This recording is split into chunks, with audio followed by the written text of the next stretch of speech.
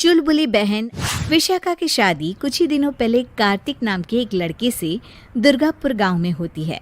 विशाखा अपने ससुराल में बहुत खुश होती है।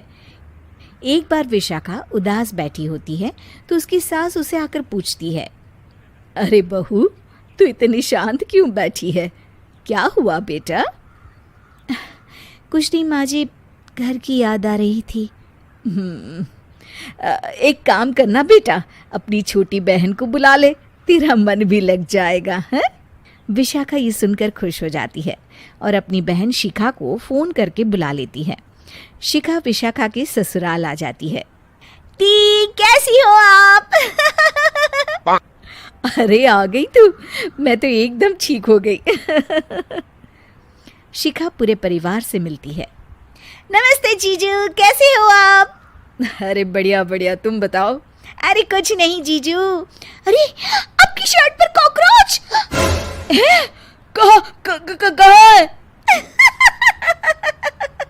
सॉरी जीजा जी। शिखा, आते ही तूने शैतानी शुरू कर दी, चल कमरे में। अगले दिन विशाखा रसोई में खाना बना रही होती है और तभी वहां शिखा आकर उसे पीछे से डरा देती है। वो! विशाखा डर जाती है और शिखा हंस पड़ती है। तू पागल है क्या शिखा? अभी मेरे हाथ से सब्जी गिर जाती ना। अरे दी, आपको क्या हो गया है? शादी से पहले तो कितनी मस्ती करती थी और अब एकदम बोरिंग हो गई है आप। ऐसा कुछ नहीं है शिखा, वो तो शिखा, चूहा कहाँ है? दीदी दीदी दीदी दीदी, मुझे चूहे से बहुत डर लगता है। कहाँ है चूहा? देखा शिखा, मैं कुछ भी नहीं भूली, मस्ती करना भी नहीं। सच में दीदी, आपने तो डरा ही दिया था मुझे। दोनों बहनें आपस में बात कर रही होती है। तभी शिखा को एक आइडिया आता है। दी, क्यों ना आज हम इन सबको डराए? नहीं नहीं शिखा, ये मेरा ससुराल है, यहाँ लोग मजाक में नहीं लेंगे तुम्हारी बात को। अरे दी, तुम भी ना कितना सोचती हो। रात में जब सब सो रहे होते हैं कि अचानक से विशाखा की सास को पायल की आवाज़ सुनाई देती है। वो आंगन में आकर देखती है तो आवाज़ आना बंद हो जाती है। अरे कौन है इतनी रात को? वो जैसे ही मुड़ती है तो देखती है कि सफ़ेद साड़ी में एक औरत घूम रही है। वो डर जाती है और भागकर अपने कमरे में चली जाती है। वो औरत और कोई नहीं पर शिखा होती है। सास को डरा हुआ देख शिखा जोर जोर से हंसने लगती है।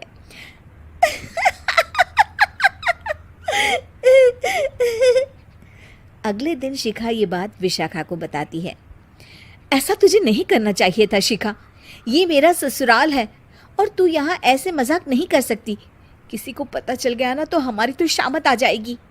अरे कुछ नहीं होगा दी, मैं तो सोच रही हूँ कि आज अच्छे से मेकअप भी कर लूँ तो और ज्यादा मजा आएगा। शिखा वहाँ से चली जाती है और विशाखा की सास ये सब सुन लेती है। ओह, तो ये सब शिखा का करा धरा है। रात में जब पूरा घर सो रहा होता है तो शिखा फिर से मेकअप करके आती है और पायल की आवाज़ फ़ोन से बजाकर टहल रही होती है घर में। तभी उसके ससुर आ जाते हैं। शिखा जैसे ही उनको डराती है वो अचानक से गिर पड़ते हैं और बेहोश हो जाते हैं। शिखा ये देखकर डर जाती है।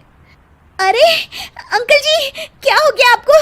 दी, जीजू, जल्दी आओ। अंकल जी उठिए ना। सारे घर वाले वहाँ आ जाते हैं। अरे पापा, क्या हो गया आपको? क्या हुआ शिखा, ये बेहोश कैसे हो गए? अरे तूने डराया क्या इन्हें ये चुड़ैल जैसा मेकअप करके हैं? आंटी जी, मैं तो बस मजाक कर रही थी, मुझे नहीं पता था कि अंकल इतना ज्यादा शॉक्ड हो जाएंगे। तुझे पता है ये दिल के मरीज हैं। हे भगवान, इन्हें तो दिल का दौरा पड़ गया है। शिखा घबरा जाती है। क्या दिल का दौरा? तेरी वजह से आज इनकी ये हालत है। इन्हें कुछ भी हुआ ना तो तू जेल जाएगी, समझी? शिखा रोने लगती है। नहीं नहीं आंटी जी, ऐसा मत बोलिए, अंकल को कुछ नहीं होगा। तभी ससुर को छींक आने वाली होती है। वो छींक रोकने की कोशिश करते हैं, लेकिन फिर भी उन्हें छींक आ जाती है और उनकी आंख खुल जाती है। अंकल, आप ठीक तो है ना अंकल? ससुर और सास हंसने लगते हैं। क्यों बेटा, सिर्फ तुम्हें ही मजाक करना आता है क्या? है तो क्या पापा बेहोश नहीं हुए थे? अरे नहीं नहीं, मैंने ही प्लान बनाया था ये। पर क्यों माँ? क्योंकि विशाखा को लगता है कि ये उसका ससुराल है, उन्हें ऐसी मजाक वाली बातें पसंद नहीं आएगी। पर उन्हें ये नहीं पता कि अगर ये दोनों बहनें शेर हैं तो हम भी सवा शेर हैं।